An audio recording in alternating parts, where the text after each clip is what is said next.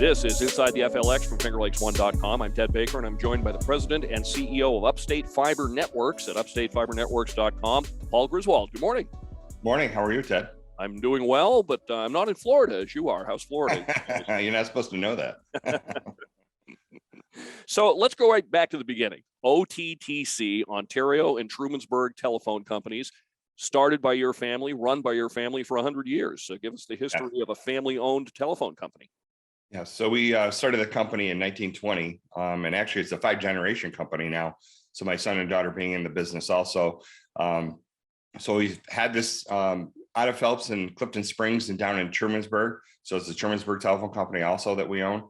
And last year, after we celebrated our 100 years, we did then sell the company to Oak Hill Capital Partners, which is the same company that actually bought Finger Lakes Technologies Group a couple years ago too. So we're with the same group, and really what that allows us to do is really grow fiber to the home in the Finger Lakes region, and that's what we're excited about because it's a very costly endeavor to do. But now that we have some money behind us, it's going to make it a lot easier for us to build these towns out. I'm old enough to remember the breakup of the Big Bell system back in the 70s, 80s, whenever that was. What impact, if any, did that have on OTTC? Did that help as a small regional company, or was it matter? It actually scared our family to death because now there was going to be competition coming into our territory. So back when I first started in 87, you could not come into the what we call the ILEC telephone company territory. So no one could cross into that territory. We couldn't cross out of the territory either. So there's no way for us to leave our own market. So you were surrounded by yourself. You could grow inside yourself, which was nice. It was in essence a monopoly too, but that was done because the federal government made sure that everybody in the United States had telephone service. So it helped us small independents out to be funded a little bit. And to be able to grow inside our own small territories, but also at the same time, provide very, very advanced services. And again, you talk about years ago, that's push button, that's custom calling features, digital switching, things like that we could bring into these communities way ahead of everybody else because we had that kind of affordability of some money. After that breakup happened, then the rules changed. You could leave your territorial boundaries and people could come into your boundaries too. So imagine where we made a lot of our money was with the customers sending them a bill, but we also sent bills out for AT&T. There was only one long distance provider at the time, and that was AT&T. That's what really got broken up too. Now other people could provide long distance services. So we lost that revenue coming in from AT&T too to do the billing because now you had multiple companies that didn't need us to send their bills out for them anymore. So our world went upside down. We really didn't understand what competition was, to be honest with you. I mean, we were in a cocoon and we couldn't go in, no one could come, we couldn't go out. So we were surrounded by ourselves, as I said before. Now we're able to go outside of our territorial boundary, and that's what we did with Finger Lakes Technologies Group to start with. I've heard this story back when the long distance was broken up. When you make a long distance call, the operator would come on and ask you what carrier you wanted to use. Is it true that someone started a carrier called I Don't Care? Not that I've ever heard of before. It's a great idea though. And I'm sure someone did. Same thing with some of the funny phone numbers we have today too. So what led OTTC to want to get into high-speed internet and specifically fiber? So actually it was the internet that pushed us to actually grow our companies. If you remember back in the day when we used to have dial-up services. So it was dial-up modem you dialed into, you listen to that modem sound all the time. So we found that we could provide this dial-up services into the town of Geneva, which was right next to Phelps. It was toll-free dialing between Geneva and Phelps, and then down in Ithaca to Trumansburg. So we found a way to gain a whole bunch of new customers we never had before, purely by having them dial a phone number into our modem pool into Phelps toll-free. That would get them onto the internet. And we used another company back in the day called Epix. That was our first company that helped us get onto the internet. We put modem pools in because we're a telephone company, so we understood modems and dial tone. So we provided that service for our customers back in '95 is when we created Finger Lakes Technologies Group. And it was a dial-up access company. All we did is you dialed in, you got that modem sound, then you were on the internet. As it grew, we then started selling other services what we used to call 56K circuits and things like that across our territorial boundaries into Geneva and Ithaca. And that's how we started to grow. We got more interested in doing bigger and better things. That's actually what led me into getting us into the Cisco business. So I was one of the largest Cisco partners in upstate New York. So I sold all the big routing, switching, telephone systems, things like that. That's why I got into that, because I loved the fact I was connecting bigger businesses together. But it was great because we could go into Geneva, Ithaca, and get larger businesses. Now, I will tell you, one of my first customers, and I still have them today through my other company, was banks. We loved banks. Banks had multiple branches. So that means we had to do multiple phone systems and multiple connections. And actually, it was Tompkins Trust Bank was the first bank that actually joined up with us and had to start doing all their services for them. So we not only provided internet access for customers like that, but we provided the routing and switching the phone systems for them too. So we really started to grow the company, but it was outside the territorial boundary. So we knew we weren't gonna die in the vine now, because we could go outside of our territory. And you've always been out front in terms of the technology. So when high-speed internet hit, you probably recognized pretty quickly what a game changer that was going to be, starting with businesses. Like you say, someone like a bank that has data they have to move all around from branch to branch, from branch to headquarters, that this was going to be a big thing. Yes. And the next greatest thing that happened to our companies was Cornell University. So with Trumansburg, I got to know Cornell very well. They wanted to help out a small business. Telephone company was right there in Trumansburg. Could we build fiber for them? What was the next step now? And that was going to be the fiber. So could we build fiber from Ithaca up to Geneva to the experiment station? And then could we go to downtown Rochester and take Cornell all that way? And we did work out a deal with them, and they really helped to invest in our first fiber network that we built from Ithaca. So on the west side of the lake, all the way up to Rochester. That's how we built our west side of our fiber network that we had at the time, was because of the cash that we received from them from signing that deal. So they were wonderful to us. And still today, Cornell is a customer of ours also. So, and this is 26, 27 years of years that we've been with these companies, but they helped us. So between the bank and then Cornell helping us to grow the network out more, that's how this all started, because we were always self-funded. I was not private equity at all. This was self-funded. So somehow we had to sell big enough to these customers so that we could continue to grow our networks. Where is this fiber coming from? Is this, I remember the big story about the ring around Ontario County. Is this starting with something like that, or are you laying your own fiber to homes? Yep, we were laying our own fiber to homes. The other network that you're talking about was county. It went to certain banks and hospitals, things like that. Ours went to all commercial business. So at the time, which is different than what we're doing today, we sold only to commercial business. So we had, in the end of the whole network, we had built 3,000 miles of fiber. So we had built all the way from Buffalo to Binghamton and all the way across New York State, 75 different cities. We grew and built fiber into ourselves. The customer at that point was Verizon Wireless. So Verizon Wireless came to us and said, look, we have these towers out in the middle of nowhere. There's no one that can get fiber to them except for you guys. Do you guys want to help us do this? And of course we said yes. We started to build fiber all over the place. So all of the fiber, the cell towers that you see in the Finger Lakes region, basically from Buffalo to Binghamton, are probably fed by our fiber. So they allowed us to build into, for instance, Elmira. All the way down to Elmira from Rochester, we have fiber going there. And then we built the town of Elmira out. We built Corning, Horseheads, and it's because they had cell towers down there. So they helped partnering with us. They needed fiber down there to the cell towers. We needed fiber to the town. So that's how we grew the network out. I know that going back to the days of rural electricity, there was always the concern about density of homes. Was it economically feasible? Is it going to be economically feasible to get fiber to some of the more rural areas? That is a great question. So this is the problem. Back in the day, as I said, we were a monopoly. So we had money allocated to us to help build fiber to every single home. That's why, in essence, it is a God-given right that you do have dial tone service to your home. They're trying to do the same thing with fiber. The problem is all those years of building a cable on a pole, we have to redo again. We have to put fiber back on those poles again and reach out to these people. And it is astronomical to do this.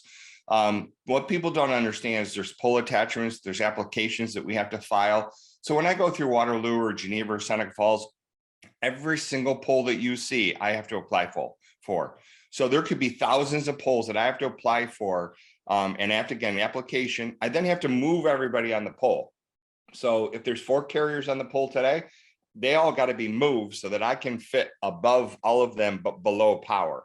Well, the problem with that too is that most of the towns and villages around in New York have light posts. So they have lights coming off the telephone pole. The village or town put those up. They did not put them in the right place. It's crunched too tight to the comm side, communication side of where the cable goes. So they have to be moved. So we not only have to have our crews go out and the other telephone communications companies go out, but we have to have the power company go out too. So you'll see like O'Connell Electric, for instance, will go out and they have to move everything, all the power on the pole up. So you have to use a certified power company to go do all that work for you. That's why it takes so long, but it costs an absolute fortune to do this. Because you have to pay everybody. The poles have to be surveyed. Then that comes back. Then there's a make ready package they tell you, they show it to you, how much that's going to cost to move everything on a pole to then get your strand and your fiber onto that pole. And if you don't do that, there's been a few telephone companies in New York that have not done it correctly, and they've been sued by each other because they aren't doing it correctly. It's for safety is why we do what we do. But it is, again, so costly to do it. And we have to, as the telephone company, or as what we call a CLEC, which is the competitive local exchange carrier, we have to pay for that. So it costs so much money to do it. So doing commercial fiber is expensive, but then you find someone like a Verizon. Fiber to the home, there is no one that goes with you. You go by yourself. So imagine I have to do every single home on a street. I can't skip somebody. So I have to put this cable up instead. So it's just a very, very costly thing. That is one of the reasons why we need the investment into our company so that we could afford to do this, because it's so costly. Now, there is legislation right now going in front of the PSC. It's actually comments are going in this week about changing some of the rules and changing some of the cost of this so it's affordable, because that's what's holding us back to provide broadband to people, because we can't afford to get there because we got to move everything on a telephone pole. And then, imagine too, when you're 5 miles outside of town, there's one home to, oh my God, I mean, you can't make your money back on this when you do it because you're not subsidized the way we used to be. Are the politicians aware of this when they talk about helping Yes. everybody get internet? It sounds like it's not so much a consumer issue as it is a provider issue. Are there bills or initiatives underway to get companies like yours financial resources to do this build out? Yes, that is what I just said. The PSC has a legislation in front of them right now, and they're asking for comments from all of us. So the legislators are getting involved in this because they're now realizing that the DOT, the Department of Transportation, and NYSEG are charging so much that we can't afford to do this. And why sometimes are they charging so much money to do this when the plant is out of date? So they never kept some of their plant up. It's not our fault to do that, and we're not supposed to have to pay for this. So they are getting very involved with the PSC about this to try to make changes. So we are seeing a lot, mostly in rural towns, that we're seeing the legislators coming out saying, hey, this is not right. We can't be charging these people like this. How do we recover? Because we can't go in for rates. We can't ask for a rate increase for this kind of stuff. So that's what we're up against in the legislature. But I would say I'm happy to see that it's in front of the PSC at this point. What does fiber internet service look like in the home? Is it pretty similar if we have, for example, cable? Do we have a router that has a fiber input going into it? Yep, we have a couple different things. We have what's called a NID on the outside of the house, which is where the actual physical fiber is spliced in to the outside of the house. And then we use a clear curve fiber from Corning that goes in the house that can be bent around really well, so it won't snap. And then it goes on to what we call an ONT, which is basically the connection on the side of the wall. Then we give you a modem that then gives you Wi-Fi 6. It gives you all the Protect IQ, the Protect software and things like that the consumer would want on their network. So we provide end to end. We provide everything for you, including the modem. Some of our competitors don't do the modems. We do. We feel we have to, and we know that I would say 95% of the people are more concerned about Wi-Fi than they are anything else. They realize, I guess, that it's fiber coming in there. But if the Wi-Fi doesn't work and their iPad doesn't connect to it, or their iPhone doesn't connect, they're upset. So that's why we provide the Wi-Fi services inside the home also. And then we have our own NOC center right out of Phelps, that takes care of all the NOC services. So all the network operations part, you have any issues, you're calling to Phelps. All the technicians, all the guys are coming out of Phelps or Shermansburg. They allow them to live in Waterloo, Seneca Falls. So they're all local people that come to your house. You have 3 basic residential plans: Elite Streaming, Platinum, and the Ultimate Gig. These can be combined with phone if a customer wants. What kind of questions do you ask, or should the customer ask, to determine which plan is the right one? It's really a lot of times that a consumer, they obviously think they need more bandwidth than they do.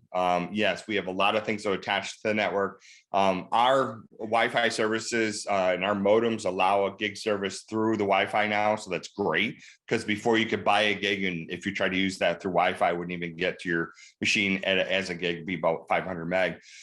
So basically there's calculators on our websites too, that you can start adding all your stuff up, all your items that you have, all your equipment, and see where it comes out. If you're a gamer, obviously you would love to have a gig. And again, we're trying to make that very affordable for people as we do this. So it's just really looking at what kind of bandwidth you need. The other key thing now, though, that's changed since the pandemic, is now video conferencing. So you do need to look at the up and down. Now we're symmetrical. So we're one of the few companies that's symmetrical. Our speeds are the same going up and going down. So we don't cut back on anything. We give you the full bore. If you're buying 500, it's 500 by 500. Same thing with a gig.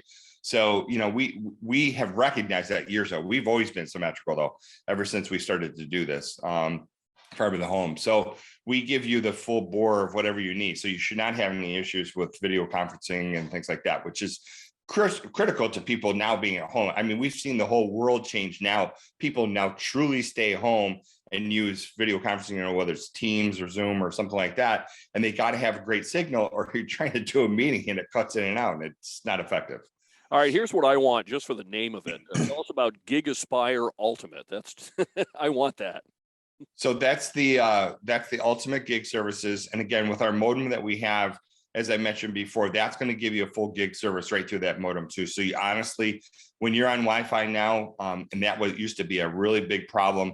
It used to restrict, the Wi-Fi would restrict how much bandwidth you had going through there. So that's the ultimate of, the speed that you want. It'll be lightning fast to you guys and have really no issues. The other thing that I think is interesting too is the fact that we do use all Corning cable too, the fiber that we have out there, and how we do it.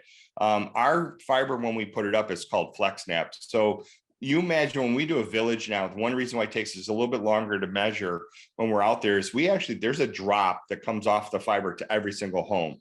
So once we put the fiber up in the air, there's no splicing for us. So before, we used to have to cut into the cable, splice the person in, and then go to the house. Another splice, another problem that would happen. This fiber is pre-measured when we receive it. So we receive a reel for the street. So this reel could say Broad Street on it, and that goes up on that street. And when it's all put up correctly, there'll be a loop hanging for each individual house down the street. So when we do an install for you, it goes into what we call multi-port in the pole.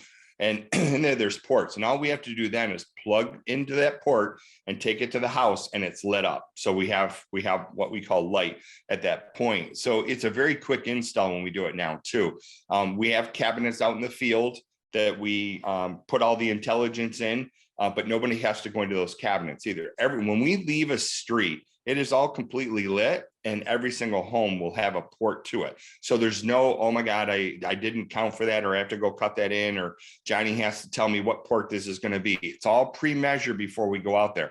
And we're doing this because we're doing so many markets at a time. We could be doing 5 to 6 to 10 different markets at a time. And what we want it to be is when the installer comes back to the community, they will know, go to 69 Main Street.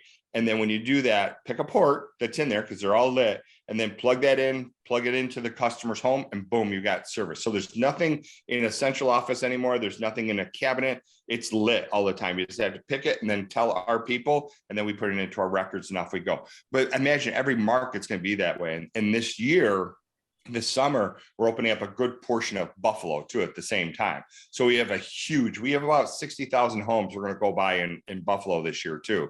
So that's a whole nother, we got people moving over there now to build over there. But imagine when we do installs, it's going to be the same no matter where you go, what town you're in, what city you're in. The concept is the same every single time. So you don't have to find out and cross connect something backwards or find out why it doesn't work, because it's tested when it's put up in the air. Now, this is neat. The Upstate Fiber Networks smart home app. It's got parental controls. If someone comes over to your house, you can create a network for them so they can do whatever they need to do without accessing your network. Yes. And, one other really key component to that too is you can take it down to the IP address of the piece of equipment.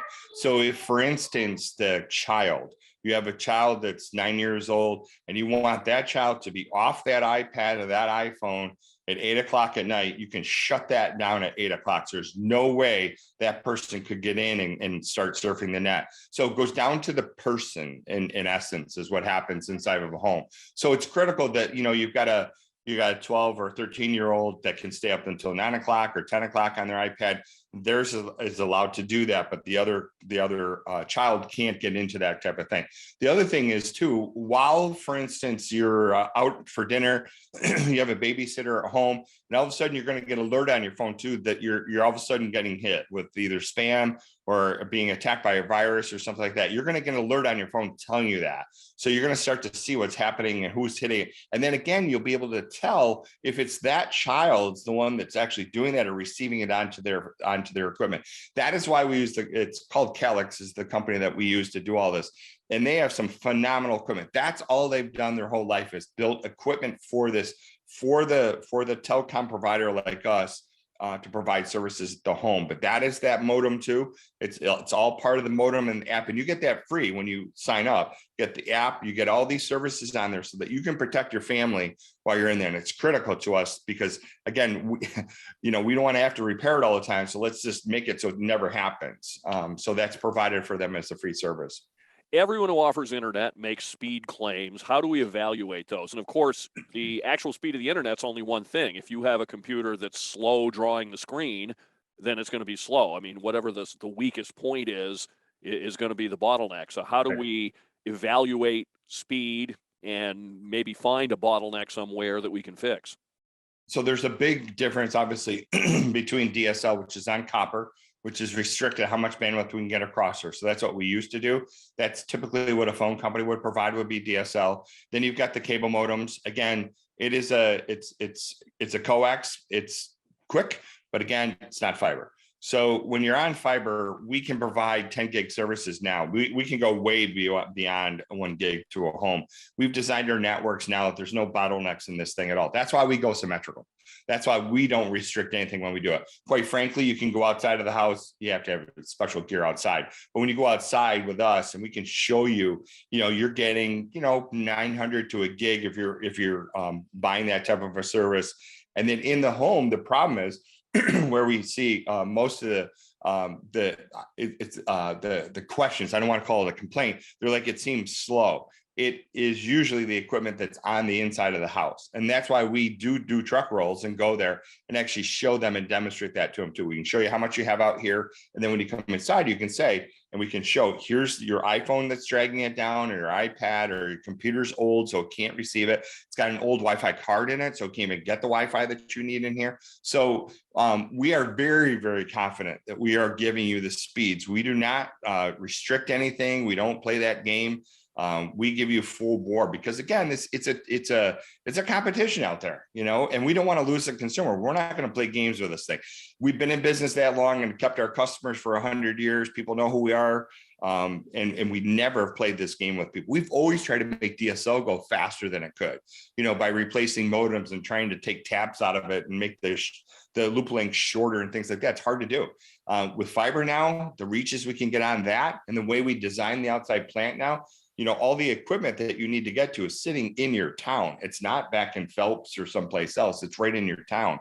And then along with that, the backup that we have and the different redundancy that we have built in our network. So if fiber gets cut in Geneva, for instance, it's on a self-healing ring. So it goes back around the other way and it's back up again. And we do this area. So it would be the same way in Buffalo. We'll actually push traffic if we needed to from Rochester. If something happens here, we'll push it to Buffalo if Buffalo needs it, or vice versa. But we have multiple ways in and out to the internet to get the speeds. And we have invested that type of money. And again, because we are owned by private equity, we are allowed to really invest like we did before, but now we can do even more and have even more redundancy on the network.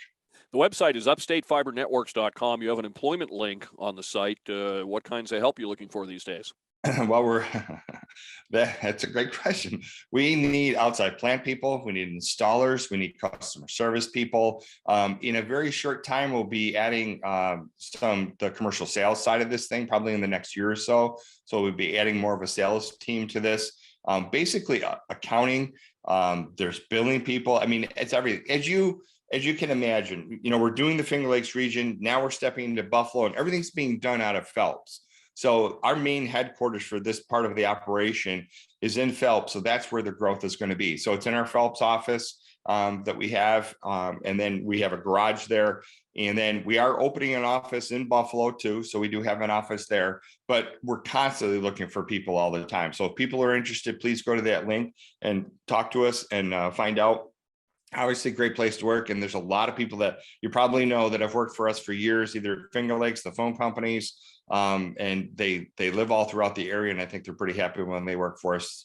And I think that will continue. There's an FAQ section on the website, including some video tutorials. What are some of the usual questions that you get about fiber? Usually the biggest one is the Wi-Fi side of this thing. How do I do it? Do I get that with this?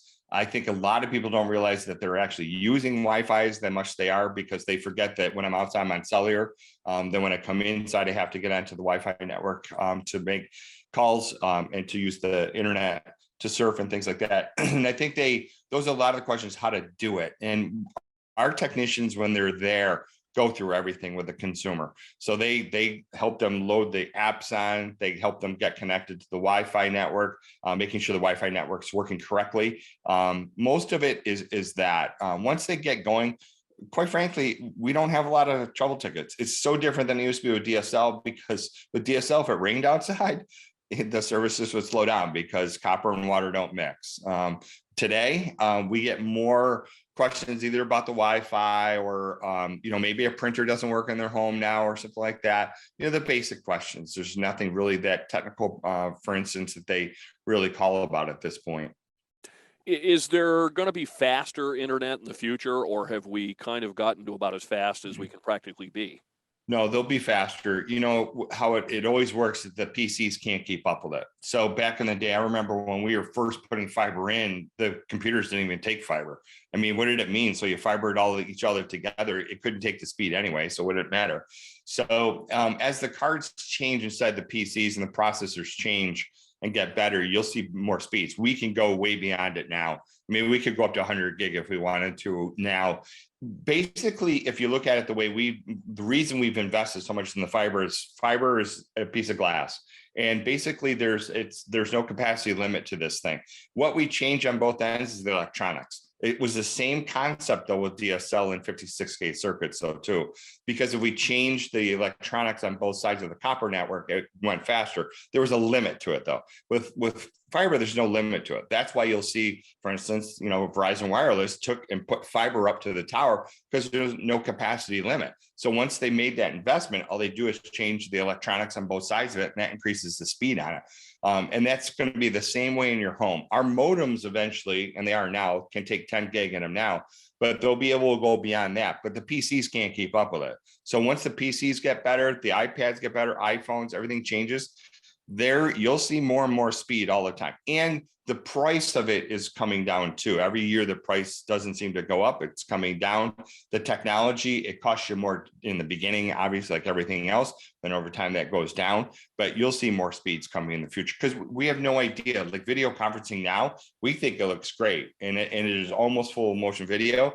But wait until the future comes where it may be too good. You're seeing too many blemishes and things on your face now. All right, finally, most important question of all, Rushville, Yates County. I live about 100 yards from the Ontario County line. I hit the website every few days. When am I going to be eligible? So in our on our territorial maps right now, that is not an area that we're looking at. You would be able to do through Empire Telephone, Empire Access Ontario or Empire Access. They service that area down there. They actually I think they did receive a federal grant down there to build. And again, that's what's needed though. It's the federal grants that we're all going to be going after. That's what we need. That helps us a lot to be able to make those builds. And Empire has been great at doing that, where they've been building those markets down there. And it's very, it's very rural where it is. And that's why we need the money to do it, because it's so rural in these areas. And you yourself, you may live out of town or something like that, and you have one other neighbor. It's like, oh my God, that's so expensive to do. But with the federal grants that are coming now, we're all very excited about that. Because that's going to make it's going to be a game changer for all of us in rural America. Our guest on Inside the FLX this morning, Paul Griswold, President and CEO of Upstate Fiber Networks at upstatefibernetworks.com. Thank you for your advertising business with us on fingerlakes1.com, and thanks for your time this morning. Thank you. Appreciate it, Ted.